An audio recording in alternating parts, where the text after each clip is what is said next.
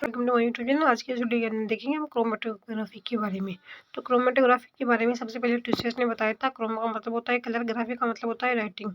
Chromatography जो होती है ना, क्वालिटेटिव एनालिसिस करती है, और जो कि मतलब जिसका मतलब होता है क्वालिटेटिव का मतलब होता है किसी भी सैंपल में केमिकल कंपोनेंट को सेपरेट करना क्वालिटेटिव या एनालिटिक क्रोमेटोग्राफी कहलाते हैं। प्यूरिफिकेशन क्वांटिटेटिव प्रिपरेशन के अंदर के स्टेप में सैंपल की प्योरिटी का पता लगाते हैं, कंसंट्रेशन प्योरिटी ऑफ सैंपल। फिर आ जाता है टर्मिनोलॉजी क्रोमेटोग्राफी। यह है वह इक्विपमेंट है जिसके द्वारा हम सेपरेशन करते हैं, जैसे गैस क्रोमेटोग्राफी, लिक्विड क्रोमेटोग्राफी। फिर आ जाता है इल्यूएंट, वह फ्लूइड जिसको हम कॉलम में इंटर कराते हैं और एनालाइट और सैंपल को मूव कराने में सहायक होता है। लिक्विड होता है इल्यूट कहते हैं कॉलम से बाहर निकलने वाला इल्यूट कहते हैं। ये मोबाइल फेज जब कॉलम से बाहर आ जाती है तो इल्यूट कहलाती है। स्टेशनरी फेज यह एक प्रकार की इमोबिलाइज्ड फेज होती है। Immobilized phase paper TLC column beads. Mobile phase वह फेज होती है जो कि क्रोमेटोग्राफी के कॉलम में थ्रू आउट उसका मूवमेंट देखने को मिलता है। मोबाइल फेज गैस या लिक्विड होगा। रिटेंशन टाइम, कोई भी कंपोनेंट कितने समय तक कॉलम में रहता है इसे रिटेंशन टाइम या रेजिडेंस टाइम कहते हैं। क्रोमेटोग्राफ का विजुअल आउटपुट क्रोमेटोग्राम कहलाता है। सिंपल एनालाइट वह पदार्थ या सब्सटेंस जिसका क्रोमेटोग्राफ के द्वारा एनालिसिस किया जाता है उसे सैंपल कहते हैं। सॉल्वेंट ऐसा सब्सटेंस जो दूसरे कंपोनेंट को सोल्यूबल करने की कैपेसिटी रखता है, सॉल्वेंट कहलाता है।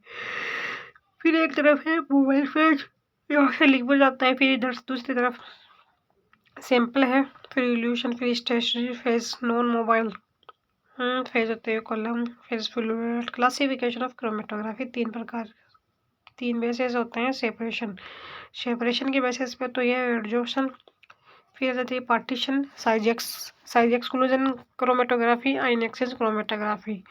सेकेंड जाती है मोबाइल फेज, लिक्विड क्रोमेटोग्राफी या गैस क्रोमेटोग्राफी। थर्ड जाती है stationary phase, solid chromatography, liquid और गैस क्रोमेटोग्राफी। फिर chromatography planar, solid to liquid, यह रिटार्डेशन फैक्टर पर बेस्ड होती है। Planar paper chromatography, nitrocellulose TLC, column जो होती है डिटेंशन टाइम पर बेस्ड होती है। ओपन टाइम और क्लोज टाइप, जो ओपन टाइप होती है ना वो आयन एक्सचेंज क्रोमेटोग्राफी और AFC एफिनिटी क्रोमेटोग्राफी और AD एडजॉर्प्शन क्रोमेटोग्राफी। क्लोज होती है ना साइज एक्सक्लूजन क्रोमेटोग्राफी के अंदर आती है। पार्टीशन जो होता है डिफ्यूजन कोएफिशिएंट पर हवालेरिटी पर बेस्ड होता है। नॉर्मल HPLC और reverse HPLC high performance liquid chromatography. देखो मोबाइल फेज जो होती है ना लिक्विड होती है, स्टेशनरी फेज भी क्या हो जाती है लिक्विड होती है, और टेक्निक जो आती है HPLC। फिर आ जाती है मोबाइल फेज गैस है और स्टेशनरी फेज लिक्विड है, तो उसे हम कहते हैं गैस क्रोमेटोग्राफी। फिर मोबाइल फेज लिक्विड है, आयन एक्सचेंज रेजिन है, तो उसे आयन एक्सचेंज क्रोमेटोग्राफी कहते हैं।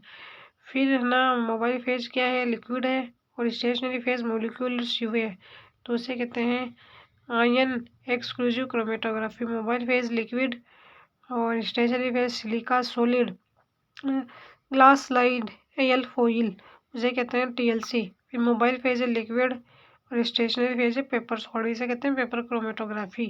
पेपर क्रोमेटोग्राफी कंपोनेंट है mobile phase solvent solution liquid, stationary phase paper sample. Modified paper stationary phase, hydrophilic paper nitrocellulose का paper, nitrocellulose paper plus methanol glycol SCHO formaldehyde glycerol ETC में से कोई भी एक का यूज नाइट्रोसेल्युलोज पेपर पर करते हैं। हाइड्रोफोबिक पेपर ऐसी dilation of OH group, solvent solution या mobile phase, pure solvent buffer solution, mixture of solvent. Hydrophobic solution isopropanol ammonium NH3 water 9:1:4, methanol और water 9:1, N-butanol 4, glacial acetic acid 1, water 5। Hydrophobic एक solution dimethyl cyclohexane, stationary phase और mobile phase. फिर आ जाता है retardation factor RF, distance travel by solute और distance travel by solvent. RF equals to A/B और RF equals to C/B। Note, retardation factor का मान कभी 1 से ज़्यादा नहीं होगा तथा 0 से कम नहीं होगा। वैल्यू हमेशा 0 से 1 के मध्य रहती है। Paper chromatography ascending paper chromatography, solvent ऊपर की तरफ अपवर्ड मूव करेगा, डिसेंडिंग में सॉल्वेंट डाउनवर्ड मूव करेगा, असेंडिंग डिसेंडेंट सॉल्वेंट अपवर्ड और डाउनवर्ड दोनों तरफ मूव करता है। रेडियल और सर्कुलर 2D पेपर क्रोमेटोग्राफी, फिर एक तरफ सॉल्वेंट होता है, पेपर सॉल्वेंट लीड।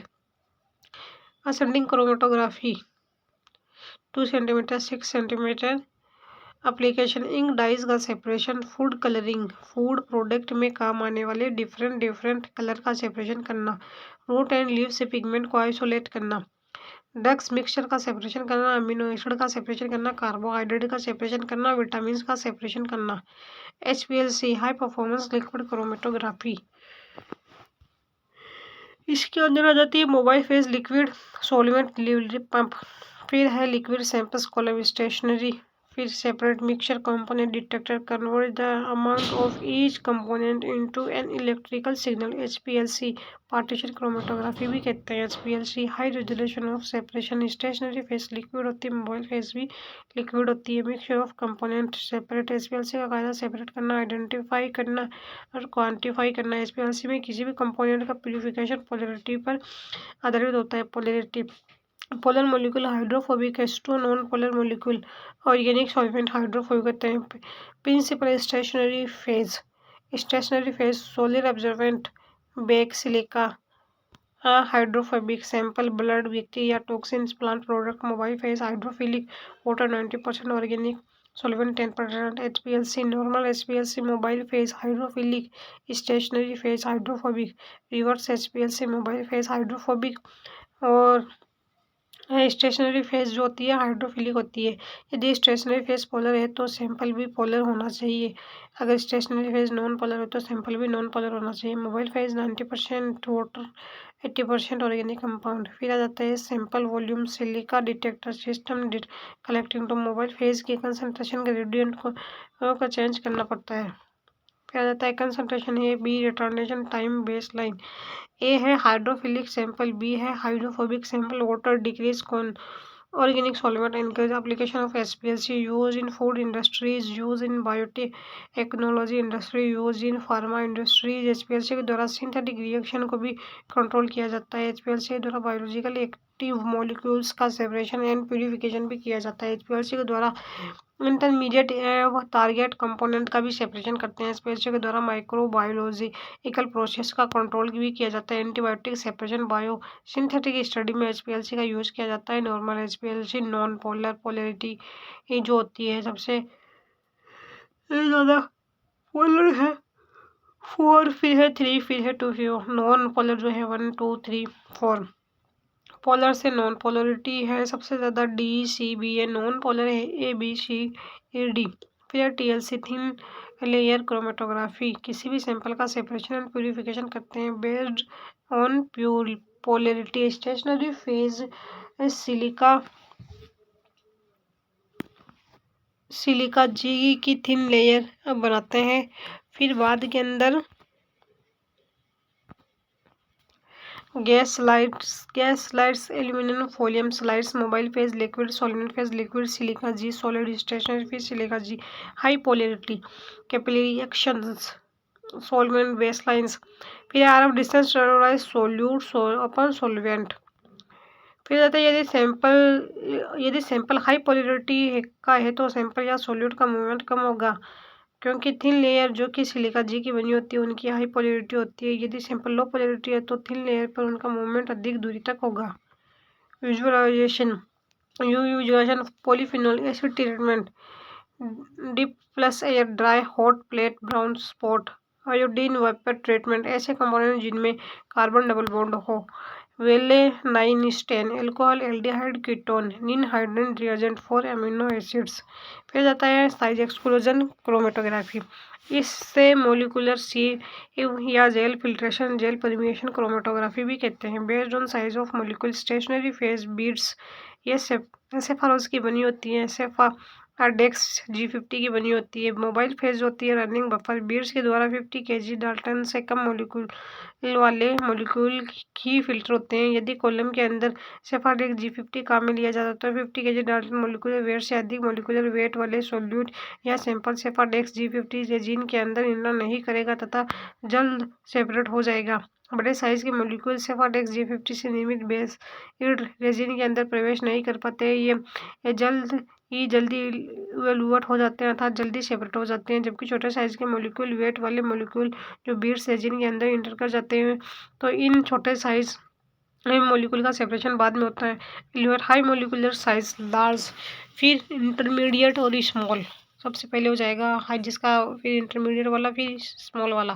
फिर आ जाता है फिगर है size exclusion chromatography, running buffer mobile है, फिर सैंपल है beads separation reagent eluate detector observance V eluate volume of ऑपरेटिकुलेटिव substance V node V void volume M के अंदर वही स्थान जहाँ बीड नहीं ये होती है अर्थात वह खाली स्थान जो बीड्स के द्वारा ऑक्यूपाइड नहीं होता वॉइड वॉल्यूम कहलाता है। वी इंटरनल पोर वॉल्यूम या स्टेशनरी फेज वॉल्यूम, कॉलम के अंदर वही स्थान जो बीड्स के द्वारा ऑक्यूपाइड होता है इंटरनल पोर वॉल्यूम कहलाता है।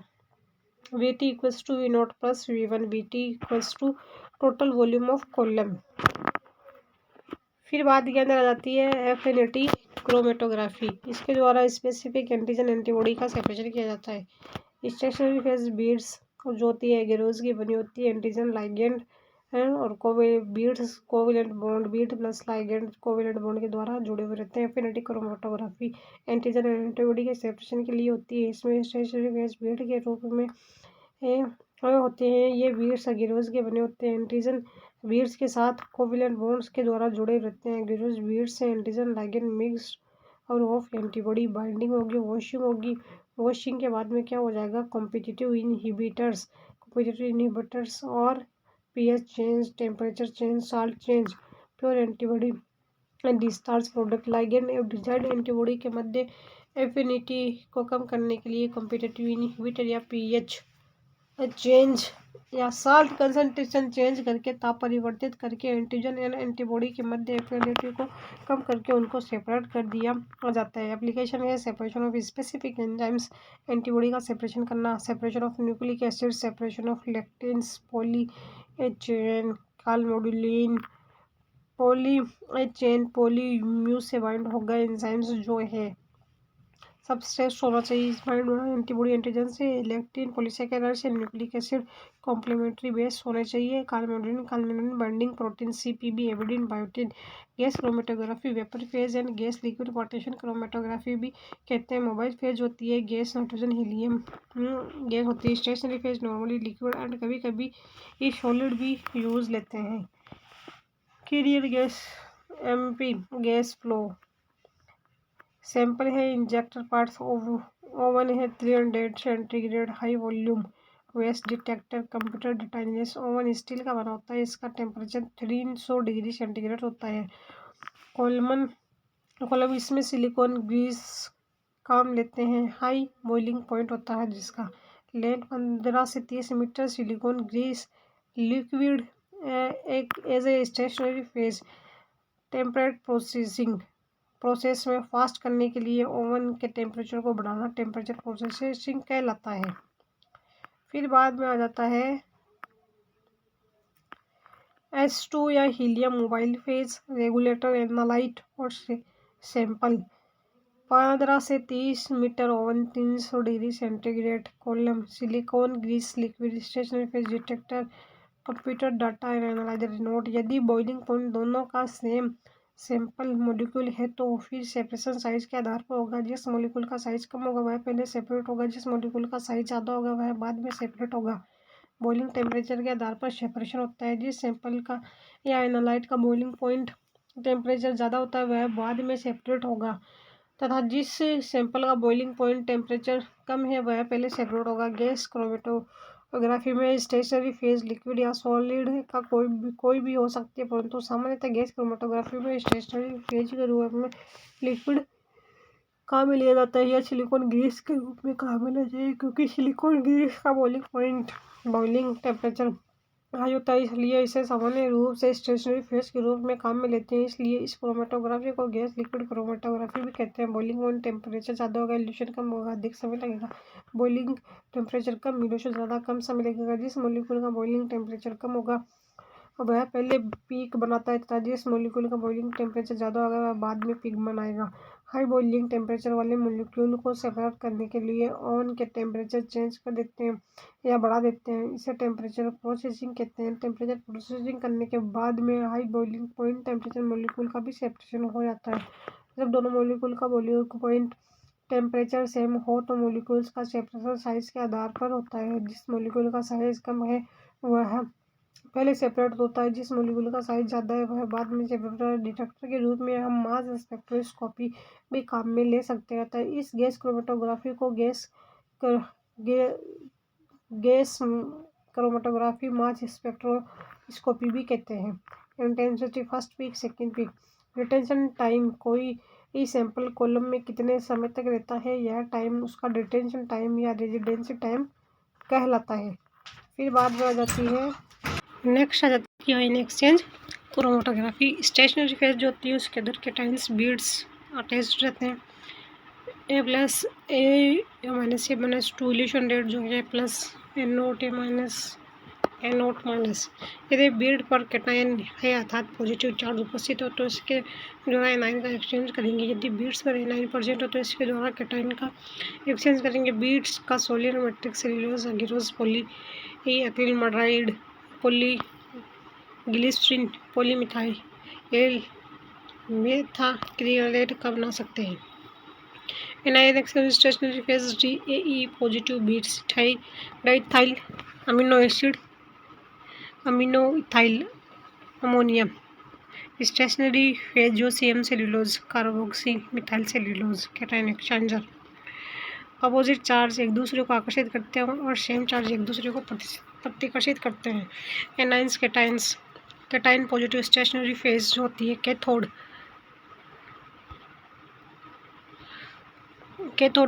Cation exchanger chromatography. Anion minus stationary phase है। Node anion exchange chromatography binding low salt concentration पर होती है, इल्यूशन हाई साल्ट कंसंट्रेशन पर होता है। एनाइन कैटाइन एक्सचेंजर के अंदर क्या होता है, जो इस स्टेशनरी फेज होती है कार्बोक्सी मिथाइल सल्फोपाइरोपाइल सल्फोनेट और A9 exchanger di ethyl amino ethyl DAE इन NH4+ क्वाटर्नरी अमीनो और methyl NH4 cation exchange chromatography. ये जो होती है ना beads negatively charge sodiums binding low salt concentration beads जो होता है हाई साल्ट कंसंट्रेशन व separation of analyte elute cation evolution beads negatively charge.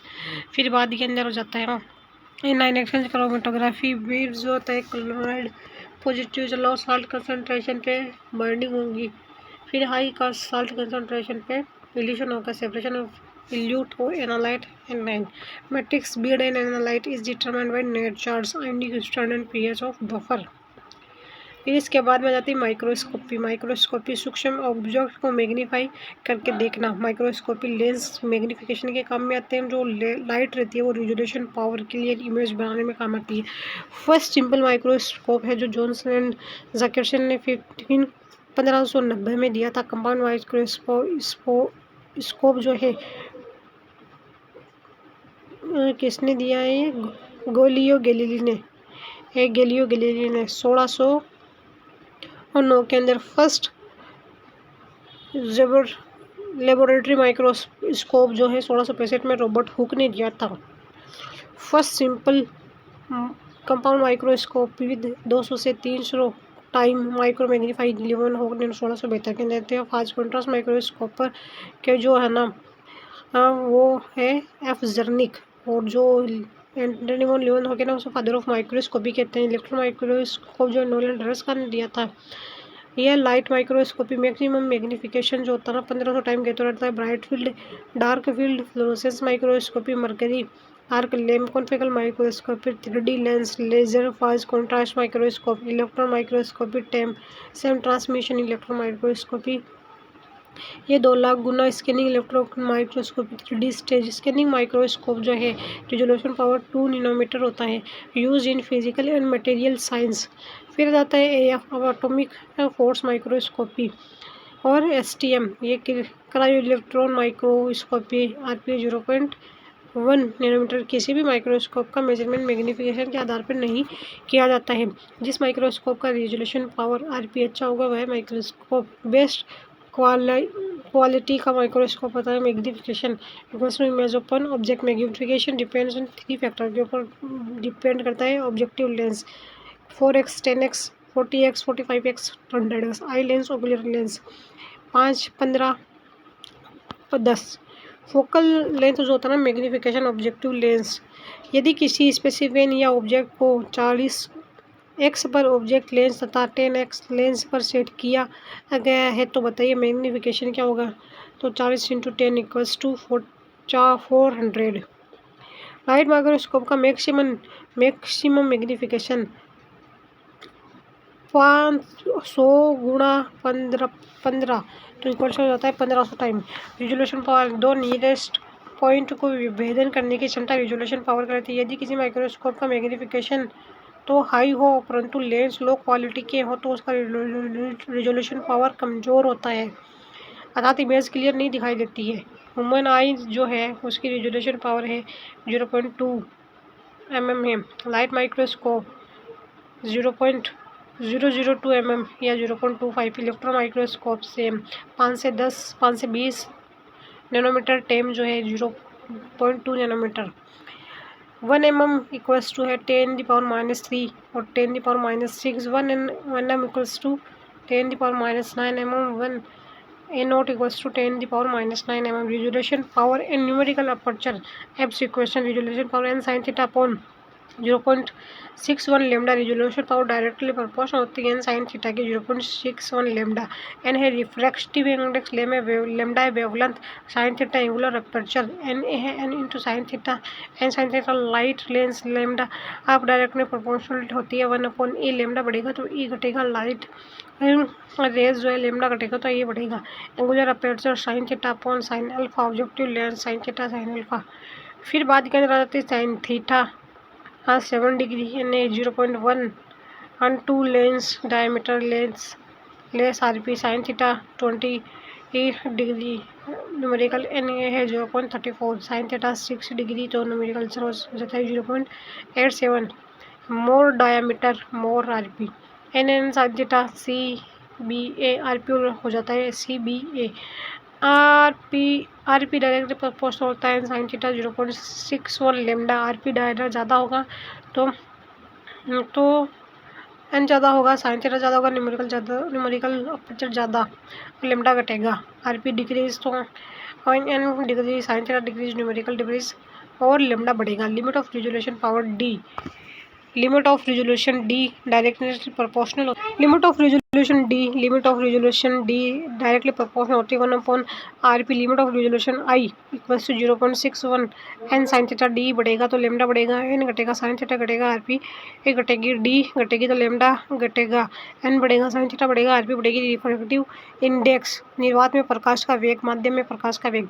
Immersion oil का यूज़ करके रिफ्रैक्टिव इंडेक्स का मान बढ़ाते हैं जिससे रिजोल्यूशन पावर अधिक हो जाए।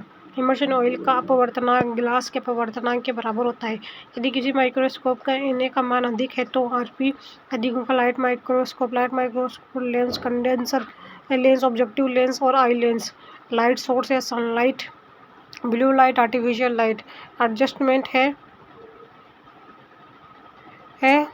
Larger adjustment, lower point adjustment, fine adjustment, mechanical stage, high.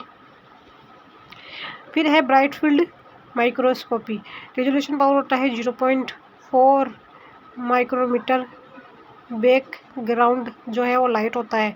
इस माइक्रोस्कोप के द्वारा ट्रांसपेरेंट ऑब्जेक्ट को नहीं देखा जा सकता। Staining must be required. Chemical staining object को स्टेन करना आवश्यक होता है। प्राकृतिक रूप से अभिरंजित कोशिकाएं जैसे ग्रीन प्लांट सेल को आसानी से इस माइक्रोस्कोप में देखी जा सकती है। इस माइक्रोस्कोप को श्रोवाइंडी फील्ड ब्राइट सकता था, देख पता नहीं क्या ही लिखा हुआ है। ह्यूमन आई ओकुलर लेंस, फिर objective lens, background light, object lens stand होना चाहिए।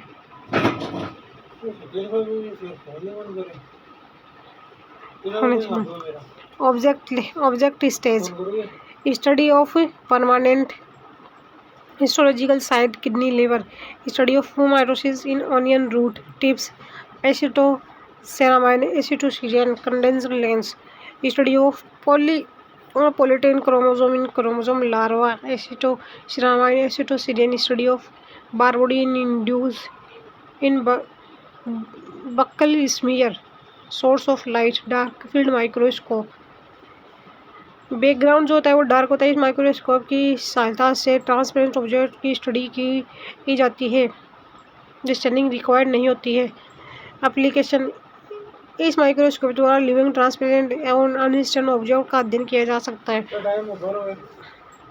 लाइट सेंसिटिव ऑब्जेक्ट का अध्ययन इस माइक्रोस्कोप के द्वारा किया जाता है। इस माइक्रोस्कोप में डार्क फील्ड डेवलप करने के लिए ये ओपेक डिस्क काम में लेते हैं।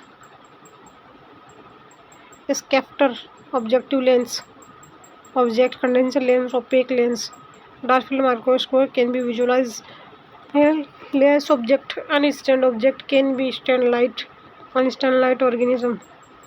फिर है डार्क माइक्रोस्कोप की सहायता से हम बैकग्राउंड जो होता है वो डार्क होता है। इस माइक्रोस्कोप की सहायता से ट्रांसपेरेंट ऑब्जेक्ट की स्टडी की जाती है और स्टैंडिंग इसमें रिक्वायर नहीं होती है। इस माइक्रोस्कोप के द्वारा लिविंग, ट्रांसपेरेंट और अनस्टैंड का ऑब्जेक्ट का अध्ययन किया जाता है। लाइट सेंसिटिव ऑब्जेक्ट का अध्ययन इस माइक्रोस्कोप के द्वारा किया जाता है। इस माइक्रोस्कोप में डार्क फील्ड डेवलप करने के लिए ओपेक डिस्क ब्लॉक काम में लेते हैं।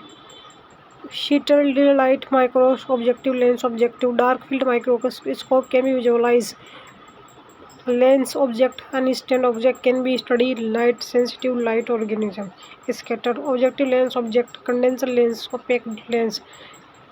फिर बाद में है फ्लोरोसेंस माइक्रोस्कोप। इसी के साथ हम इस वीडियो को समाप्त करते हैं। आगे हम नेक्स्ट वीडियो के अंदर देखेंगे।